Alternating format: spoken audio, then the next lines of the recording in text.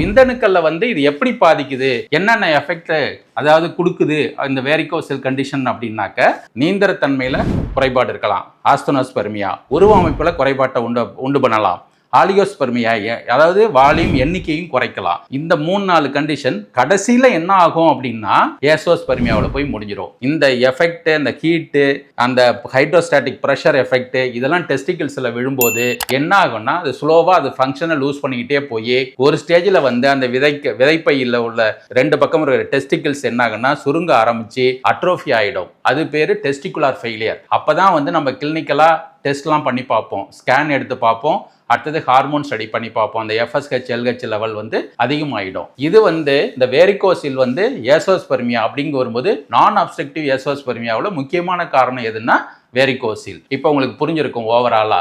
அப்போ விந்தணுக்களுடைய இந்த குறைபாட்டுக்கு முக்கியமாக இது வந்து வேரிகோசில் ஒரு காரணமாகுது. வேரிகோசில்னு ஒரு கண்டிஷன் இருக்கு அப்படின்னு டாக்டர் சொன்னாவே நீங்கள் பேனிக் ஆகக்கூடாது.